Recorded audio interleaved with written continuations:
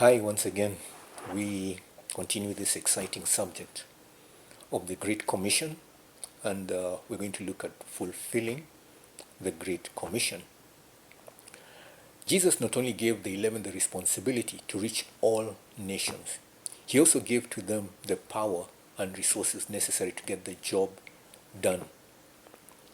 In this session, I want you to see how Jesus gave to them the plan for completing the task. Nowhere in Scripture did they call a meeting to discuss how they were going to reach 250 million who then inhabited the world. They just did what Jesus commanded them to do. So the question is, did they reach the world? When Paul wrote his letter to the church at Colossae, some 33 years after the death of Jesus, he said, in Colossians chapter 1 verse 5 to 6, because of the hope which is laid up for you in heaven, of which you heard before in the word of the truth of the gospel, which has come to you as it has also in all the world, and is bringing forth fruit, as it is also among you since the day you heard and knew the grace of God in truth. Now, this is an amazing statement.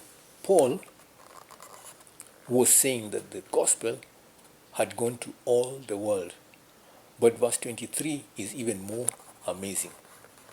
And I read Colossians chapter 1 verse 23, and it says, if indeed you continue in the faith, grounded and steadfast, and are not moved away from the hope of the gospel which you had, which was preached to every creature under heaven, of which I, Paul, became a minister.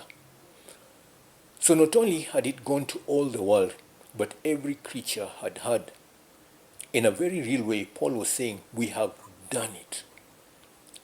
History and tradition tells us that 10 of the 11 apostles died, martyred or martyrs' deaths, most in foreign countries where they were preaching the gospel. If God used them as he did Paul,